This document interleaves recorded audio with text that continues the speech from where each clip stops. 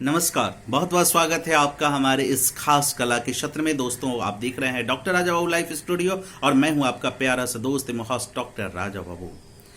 हम लगातार आपके साथ चर्चा कर रहे हैं अभी बहुत सारी बातें और अपने चैनल के माध्यम से हम नवीनतम प्रस्तुति, नवीन संघर्षमय कलाकारों को, नवीन कवि को, साहित्यकारों को और विभिन्न लोगों के का साक्षात्कार, विभिन्न लोगों से बातचीत और आपके समक्ष उनकी प्रस्तुतियों को लगातार मैं पेश कर रहा हूं दोस्तों। तो आप इसी कदर अपना प्यार बरसाते रहिए, देखते रहिए डॉक्टर राजा लाइफ स्टूडियो। और मैं आज इस कड़ी में चर्चा करने जा रहा हूं जो पहले आपसे चर्चा की, कला के बारे में, नाटक के बारे में। हमने लगातार उसके बारे में कुछ जानकारी आपके बीच देने की कोशिश कर रहा हूं। तो इसी कड़ी में आज मैं आपसे बात कर रहा हूं कला के कितने प्रकार होते हैं। तो मैं आपसे गुजारिश करूंगा कि ये देखने से पहले आप मेरे पहले के सत्र को जरूर देखें, क्योंकि वह आपको विशेष जो तारतम्यता बनाए रखने में मदद करेगा, आपको समझने में मदद करेगा दोस्तों। तो मैं अभी चर्चा कर रहा हूं, देखिए कला के प्रकार के बारे में बात करें तो चूंकि कला का जो प्राचीनतम इतिहास है, शुरुआती अर्थात जोड़े तो 5000 सालों से कला का इतिहास देखा गया है, विभिन्न खुदाई में, विभिन्न अवशेषों में, विभिन्न तरीके से अध्ययन में। और उसी जगह और देखिए तो भारत का लगभग 5000 वर्ष पुराना है। प्रत्येक जगह का अपना अपना कला है, अपनी अपनी कला है और अपनी संस्कृति है, अर्थात कला की संस्कृति की प्रस्तुतिकरण शैली है जिसे कला कहते हैं। तो देखिए सबसे पहले बात मैं अब आपसे ये बात स्पष्ट करना चाहूंगा कि कला एवं संस्कृति क्या होती है। पहले बात यह समझना है कि कला एवं संस्कृति में, दोनों में, कला एवं संस्कृति जनरली ये बातें आती है, कला के साथ संस्कृति भी शब्द जुड़ा होता है कहीं भी। तो संस्कृति वो सब है जो हम जीते हैं या जैसे हम जीते हैं। जैसे culture is everything about how we live has our common value, how we earn a living, how we celebrate the food we eat. अर्थात जो हम जीते हैं, जो हम कमाते हैं, जो हम खाते हैं, वो संस्कृति है। लेकिन द आर्ट्स जो है, how we express our culture, अपनी सभ्यता व संस्कृति की जो प्रस्तुतिकरण है वो कला है। कला में मैंने पहली बार बताया था कि कला में कौशल की प्रधानता होती है।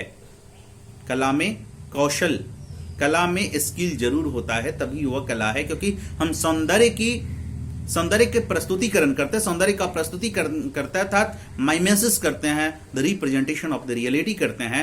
तो आज इसी संदर्भ में हम कला के प्रकार के बारे में बात करेंगे। देखिए कला के भेद पर भारतीय मनीषियों में भी और सह पाश्चात्य विचार लगभग सब एक ही है, कोई ज्यादा अंतर नहीं देखा गया है। जैसे अपने भारत में अगर देखेंगे तो वात्स्यायन मुनि ने अपने कामसूत्र में कला का वर्णन किया है, शुक्र नीति में वर्णन किया है, और साथ में जयमंगल की भी रचना है, वो वात्स्यायन कामसूत्र का आधार बना करके उन्होंने भी व्याख्या की है।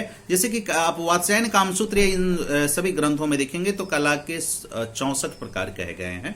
वात्स्यायन के मुताबिक गायन से लेकर व्यायाम तक, गायन से व्यायाम तक जोड़ेंगे तो सभी 64 कलाएं हैं।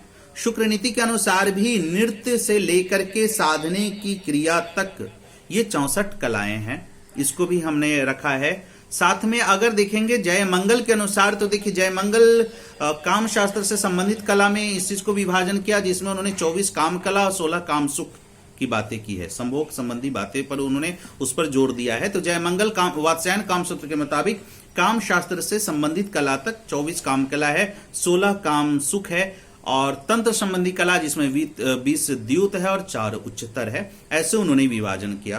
देखिए भारतीय उपनिषद कहता है कि कलाओं से परिपूर्ण मनुष्य ईश्वर तुल्य हो जाता है। जो जिसमें कला नहीं है वह साक्षात पुच्छ विना विष विना पशु माना गया है। साहित्य संगीत कला विहीन साक्षात पशु पुष्प विषा नहीं ना। तो इस प्रकार की बातें कही गई है। तो उपनिषद कहता है कि कलाओं से परिपूर्ण मनुष्य ईश्वर तुल्य हो जाता है, और 64 कला है जो अटल है, जिसे उपयोगी कला या ललित कला बताए गए हैं। उपयोगी कला जो हम इनमें उपयोग करते हैं। वैसे मोनियर विलियम्स साहब ने जो संस्कृत कोश में इसकी चर्चा की है उसमें बाह्य कला की चर्चा की है, जिसे एक्सटर्नल आर्ट, जैसे मूर्ति बनाना, चित्रकला, वस्तु, बढ़ईगिरी, सुनारगिरी इत्यादि है, ये सब जो उपयोगी में भी है और बाह्य कला है। उसी तरह गोपनीय कला भी उन्होंने कही है, जिसे सेक्रेट आर्ट्स का है, जैसे कि आलिंगन करना यानी प्रेम करना, चुंबन करना, ये सारे मोनियर विलियम साहब ने इसको भी कला बताया है। ये कला का विभाजन उन्होंने किया है। ज्ञान एवं शिक्षा की दृष्टि से, अगर ज्ञान की बात करें, शिक्षा की दृष्टि से बात करें, तो दो कला है, व्यावसायिक कला है और उदार कला है, ऐसा माना जाता है। ये मैं सारे विभाजन की बात कर रहा हूं, कितने प्रकार है, वर्गीकरण है उसका, है तो कला ही, लेकिन कितने प्रकार के उसके रखे गए हैं, किन किन श्रेणियों में उन्हें विभक्त किया गया है।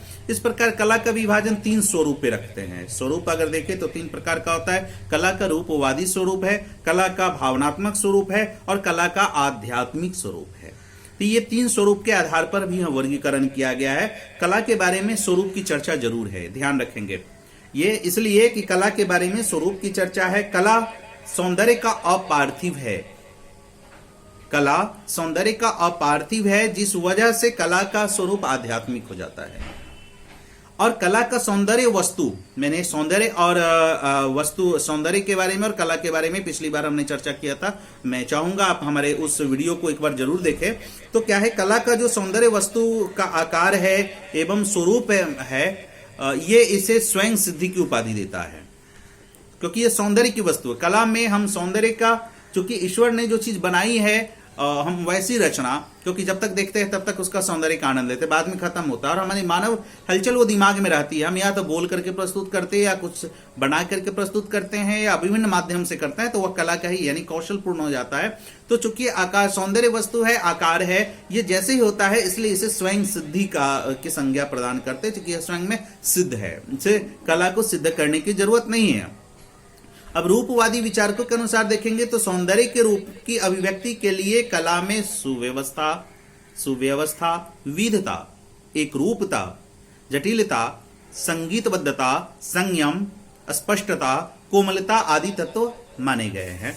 तो देखा जाए, इसमें अगर बात करेंगे तो कला को सौंदर्य भाव की अभिव्यक्ति में रागात्मक व्यक्तिकरण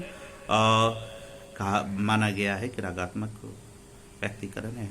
और वेस्टर्न, अब आ जाते हैं वेस्टर्न। अगर जितने भी पाश्चात्य जगत के यानी वेस्टर्न जितने भी विद्वान हैं, उसमें सबसे पहले कला का वर्गीकरण में अरस्तु, क्योंकि सबसे पहले आपको बता चुका हूं कि ड्रामा वर्ड अरस्तु ने यूज किया था, आर्ट्रम, आर्ट, ये सब वर्ड उन्होंने कहा था। तो अरस्तु के अनुसार कला के जो भेद बताए गए हैं वो ये है, पहला बिहेवियर यानी कि आचरण संबंधी कला। ये देखिए, आचरण संबंधी कला क्या है, इसको समझा जाए। कला ये समाज में उपदेशों के समान सिद्धांत प्रदान करता है, ऐसी कला है जो मानवीय जीवन के आचरण को निखारना एवं चरित्र निर्माण यानी प्रेरणा स्रोत होता है। जैसे वाक शक्ति, शब्द, संबंधित साहित्य लिखना, संगीत, कविता, धर्मपरक या अध्यात्म, ये हमेशा प्रेरणा स्रोत रहता है, इसलिए आचरण संबंधी कला इसको माना गया है। दूसरी कला है ललित कला। ललित कला अरस्तु के अनुसार मैं बता रहा हूं, ललित कला में क्या होता है ना, कि हम अपनी प्रस्तुति के माध्यम से मानव की सौंदर्य चेतना को संतुष्ट, परिष्कृत एवं समृद्ध करती है। ये कला मानव के सौंदर्य के बारे में स्थूल से सूक्ष्मता की ओर ले जाती है। इसमें हम अपनी प्रस्तुति करते हैं, जो कुछ भी है, तो उससे मानव की जो सौंदर्य है, जो चेतना है, उसको संतुष्ट, परिष्कृत रंग करते हैं। तीसरी कला है उदार कला। तो उदार कला में ये लगभग सभी प्रकार की कृतियों में व्यापक विषय क्षेत्र से सामंजस्य स्थापित करता है, जैसे व्याकरण, तुर्क, रेखा गणित, बहुत सारे लगभग सभी कला उदार कलाएं में आते हैं। तो इस प्रकार अरस्तु ने आचरण संबंधी बिहेवियर, ललित कला यानी परफॉर्मिंग और उदार कला यानी कि ग्रेसफुल, तो इस प्रकार की बातें की है। हिगेल भी पाश्चात्य विद्वान में हिगेल को नहीं नकारा जा सकता है। उन्होंने शास्त्रीय कलाएं यानी कल्चरल, जिसे मूर्ति कला है ना, और दूसरा प्रतीकवादी कलाएं जैसे वास्तुकला, रोमाणी कलाएं जैसे कि चित्रकला, संगीत कला, काव्य कला इत्यादि, जो भी स्थूल की अपेक्षा सूक्ष्म को ज्यादा स्पष्ट करता है, उसको उन्होंने हिगेल साहब ने माना है। जैसे मूर्ति कला है, चित्रकला है, वास्तुकला है इत्यादि, जो भी रूपात्मक है। वही संगीत कला, नृत्य कला, काव्य कला अनुभव करने योग्य कलात्मक कला है। तो देखिए, इस पर बहुत सारे विद्वानों का बहुत सारा मत है। हम आपसे फिर अगली कड़ी में बात करेंगे और भी कला के बारे में, जैसे और भी वर्णन है, और लास्ट में हम इसके कंक्लूजन पे आएंगे। पाणिनि ने भी हमारे यहाँ किया, इंद्रियों के आधार पर भी कला का वर्गीकरण किया है लगभग। भरत मुनि का नाट्य शास्त्र भी कला का लगभग वर्गीकरण किया है। सब लोगों ने कला के बारे में बताया है। तो हम फिर अगली कड़ी में आपसे इसके दूसरे भाग में हम चर्चा करेंगे विस्तार से और भी तो आप इसको देखते रहिए लगातार डॉक्टर राजा लाइफ स्टूडियो। और इससे पहले गुजारिश करेंगे कि आप हमारे तमाम चीज़ों को संबंधी देखिए, और जो भी नए कविजन हैं जो चाहते हैं हमसे जुड़ना, अपनी रचना भेजें, हम आपको जरूर मंच देंगे और साथ में सैटेलाइट चैनल के द्वारा आपको हम समाज तक पहुंचाने की कोशिश करेंगे। तो इसी के साथ देखते रहिए डॉक्टर राजा लाइफ स्टूडियो और दीजिए फिलहाल अलविदा। देखिए फिर अगली कड़ी में फिर मिलेंगे हम। नमस्कार।